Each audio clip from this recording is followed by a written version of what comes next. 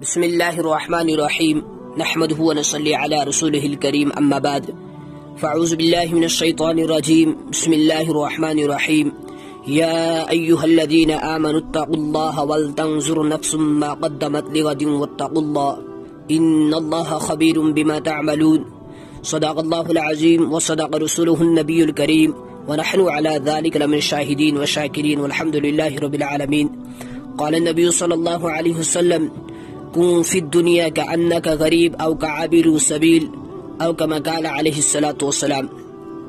السلام علیکم ورحمۃ اللہ وبرکاتہ۔ محترم سامعین، کافی عرصے کے بعد آج پھر میں آپ حضرات کے سامنے حاضر ہوا ہوں۔ امید ہے ان باتوں کو باغور سماعت فرمائیں گے اور ان پر عمل کرنے کی کوشش بھی کریں گے اور اپنے دوسرے مسلمان بھائیوں تک بھی پہنچائیں گے۔ آج میں فکر آخرت کا موضوع لے کر حاضر ہوا ہوں کہ ہم اپنی آخرت کی فکر کریں، اپنے نفس کا محاسبہ کریں۔ ہماری زندگی جو ہے وہ آہستہ آہستہ ختم ہو رہی ہے۔ تو میں نے آپ کے سامنے قرآن کریم کی ایک آیت مبارکہ تلاوت کی ہے جس میں اللہ رب العزت ایمان والوں سے خطاب فرما رہے ہیں۔ غور کرنے کا مقام ہے کہ خطاب کرنے والی ذات اللہ رب العزت کی ہے جو احکم الحاکمین ہے، جو زمین و آسمان کو پیدا کرنے والا ہے، جو چاند سورج ستاروں کو روشنی دینے والا ہے، جو پوری کائنات کا مالک ہے۔ اللہ رب العزت ایمان والوں سے خطاب فرما رہے ہیں، اے ایمان والو، اللہ سے ڈرو، اور آپ کو چاہیے کہ ہر انسان یہ غور کرے، یہ سوچے کہ اس نے آنے والے کل کے لیے کیا تیاری کی ہے۔ ہم اپنی زندگی کا جائزہ لیں، اپنے نفس کا محاسبہ کریں اور ہم سوچیں کہ ہم نے 24 گھنٹے میں کتنے نیک عمل کیے ہیں اور کتنے برے عمل کیے ہیں۔ ہم یہ فکر کریں کیا ہم نے اپنی آخرت کو بگاڑا ہے یا بنایا ہے۔ ہم نے اس ہولناک دن کی زرد سے بچنے کے لیے ہم نے کیا تیاری کی ہے۔ اپنی زندگی کا گوشوارہ بنائیں، اپنے نفس کا محاسبہ کریں۔ اب دیکھیں، ایک معمولی سے معمولی آدمی بھی حساب لگا لیتا ہے کہ میری بھینس نے کتنا دودھ دیا، میں نے اس کے چارے پر کتنا خرچ کیا۔ مدارس والے بھی حساب لگا لیتے ہیں سال میں کتنی زکوٰۃ آئی، کتنی امداد آئی۔ ایک فیکٹری چلانے والا بھی اپنے نفع و نقصان کو نکال لیتا ہے۔ مادی چیزوں کا تو انسان مضبوطی سے اور پابندی کے ساتھ گوشوارہ بناتا ہے اور یہی سبب ہے اس کی ترقی کا۔ اگر اسے نفع ہو جائے تو بے پناہ خوشی ہوتی ہے، اگر گھاٹا ہو جائے تو انسان تڑپنے لگتا ہے، دعائیں کراتا پھرتا ہے۔ تو اب اگر انسان مادی چیزوں کا گوشوارہ بنا رہا ہے تو کیا اللہ رب العزت انسان کی زندگی کا گوشوارہ نہیں بنا رہے؟ یقیناً بنا رہے ہیں۔ اس لیے قرآن کے اندر فرمایا وَإِنَّ عَلَيْكُمْ لَحَافِظِينَ كِرَامًا كَاتِبِينَ، ہم نے تم پر نگراں مقررہ کیے ہوئے ہیں جو تمہارے ہر عمل کو لکھ رہے ہیں۔ ہماری زندگی کا گوشوارہ بنانے والے نے پہلے ہی سے متعین کر رکھے ہیں جو ہماری ہر حرکت پر نظر رکھتے ہیں۔ قیامت کے دن وہ گوشوارہ اللہ رب العزت کے حضور پیش کیا جائے گا، مگر افسوس، قیامت کے دن جس کی نیکیاں بڑھ جائیں گی وہ تو کامیاب ہو جائے گا، لیکن جس کی نیکیاں گھٹ جائیں گی، اللہ حفاظت فرمائے، وہ ہمیشہ کے لیے ناکام ہو جائے گا۔ اس لیے اللہ پاک نے ارشاد فرمایا وَالْعَصْرِ إِنَّ الْإِنسَانَ لَفِي خُسْرٍ إِلَّا الَّذِينَ آمَنُوا وَعَمِلُوا الصَّالِحَاتِ، قسم ہے زمانے کی، سارے انسان خسارے میں ہیں مگر وہ لوگ کامیاب ہیں جو ایمان لائے اور اعمال صالحات کیے۔ اس لیے ہمیں چاہیے کہ ہم اپنی جانوں پر رحم کریں، اپنی زندگی کا گوشوارہ بنائیں، اپنے اعمال کو سنواریں۔ صحابہ رضی اللہ تعالیٰ عنہ سے بڑھ کر دین کی فکر کون کرتا تھا؟ صحابہ رضی اللہ تعالیٰ عنہ سے بڑھ کر دین کی خاطر قیمتی سے قیمتی چیز کون قربان کرتا تھا؟ مگر اس کے باوجود صحابہ رضی اللہ تعالیٰ عنہ اپنے نفس کا سب سے زیادہ محاسبہ کرتے تھے۔ انہوں نے اپنی زندگیوں کے اوقات کو اللہ رب العزت کے احکام کی پیروی کے لیے تقسیم کر رکھے تھے، مگر پھر بھی ہر روز نہیں بلکہ ہر لمحہ اپنے نفس کو ٹٹولتے تھے، اپنی آخرت کی فکر کرتے تھے، اپنے نفس کا محاسبہ کرتے تھے حالانکہ اللہ اور رسول صلی اللہ علیہ وسلم کی نظر میں ان کا بہت اونچا مقام تھا، اور اللہ پاک نے قرآن کے اندر فرمایا بھی ہے رضی اللہ عنہم ورضوا عنہ، کہ میں ان سے راضی وہ مجھ سے راضی۔ مگر پھر بھی صحابہ رضی اللہ تعالیٰ عنہ ہر دم اپنے نفس کا محاسبہ کرتے رہتے تھے۔ مشہور واقعہ ہے حضرت حنظلہ رضی اللہ تعالیٰ عنہ کا، کہ حنظلہ رضی اللہ تعالیٰ عنہ یہ فرما رہے ہیں کہ حنظلہ منافق ہو گیا، حنظلہ منافق ہو گیا۔ حضرت ابو بکر رضی اللہ تعالیٰ عنہ نے پوچھا حنظلہ یہ کیا کہتے ہو؟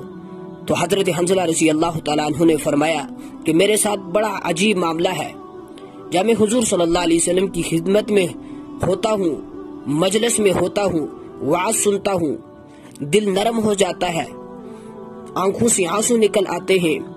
جب حضور علیہ الصلوۃ والسلام جنت اور دوزخ کا تذکرہ فرماتے ہیں تو ایسا لگتا ہے کہ میں جنت اور دوزخ کو اپنی آنکھوں سے دیکھ رہا ہوں، یعنی وہ میرے سامنے ہے۔ لیکن جب میں گھر چلا جاتا ہوں، میں اپنے اہل و عیال کے ساتھ لگ جاتا ہوں، تو وہ کیفیت بالکل ختم ہو جاتی ہے جو حضور صلی اللہ علیہ وسلم کی مجلس میں ہوا کرتی ہے۔ تو حضرت ابو بکر رضی اللہ تعالیٰ عنہ عرض کرتے ہیں کہ حنظلہ یہ واقعہ تو میرے ساتھ بھی ہے، یعنی یہ معاملہ تو میرے ساتھ بھی پیش آتا ہے۔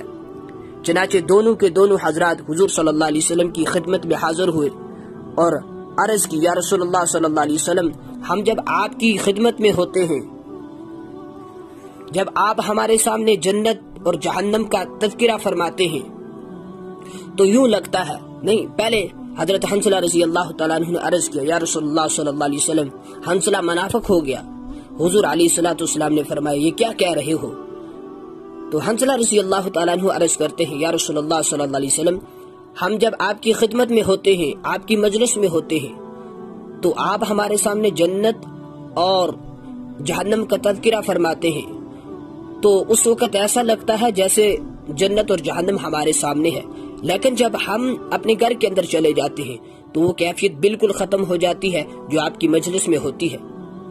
تو حضور صلی اللہ علیہ وسلم نے فرمایا اس ذات کی قسم جس کے قبضے میں میری جان ہے، اگر تمہارا ہر وقت وہی حال رہے، اگر تمہارے ساتھ وہی معاملہ رہے جو میری مجلس میں رہتا ہے، تو تم سے فرشتے تمہارے بستروں پر اور تمہارے رستوں پر جا کر تم سے مصافحہ کرتے۔ اللہ اکبر! یہ تھی صحابہ رضی اللہ تعالیٰ عنہ کو آخرت کی فکر، یہ تھا اپنے نفس کا محاسبہ کرنا۔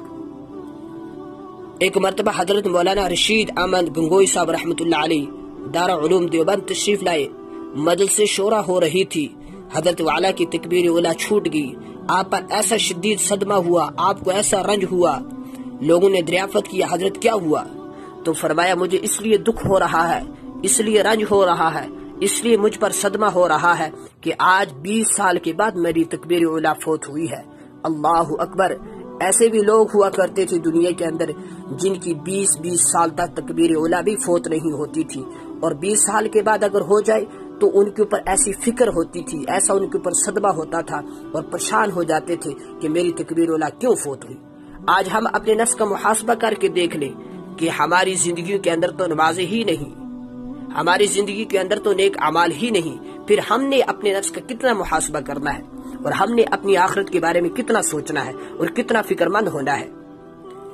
ایک بھائی 50 روپے کی بکری کرتا ہے، اگر اسے کہیں 1 روپے کا نقصان ہو جائے تو اس کی بھوک ختم ہو جاتی ہے، اس کا دم گھٹنے لگتا ہے، لیکن آخرت کا اتنا بڑا نقصان ہو رہا ہے، ہمیں وہ نقصان نظر نہیں آتا، حالانکہ دنیا میں جو تکلیف ہے اس کی حیثیت آخرت کی تکلیف کے مقابلے میں ذرا برابر بھی نہیں ہے۔ اس لیے ہم اپنے نفس کا محاسبہ کریں تو ظاہر ہے جب ہم اپنے نفس کا محاسبہ کریں گے تو ہمیں اپنے نفس کے خلاف چلنا پڑے گا، اور نفس کے خلاف چلنے میں مشقتوں کا سامنا کرنا پڑے گا، مگر آخرت کی تکلیفوں کے مقابلے میں دنیا کے تکلیفوں کی کوئی حیثیت نہیں ہے۔ پھر اندازے سے بڑھ کر بھی کہیں بڑھ چڑھ کر اس مزدور کو مزدوری دی جائے گی جو مالک کی پوری طرح اطاعت کرتا ہے۔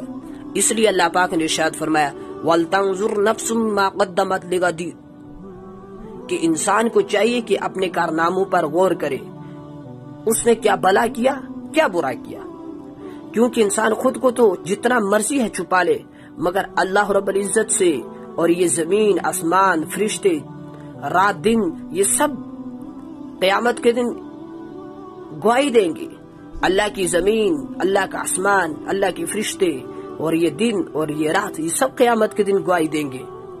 اور جہاں اتنے گواہ ہوں گے وہاں انسان اپنے آپ کو کیسے چھپا سکتا ہے؟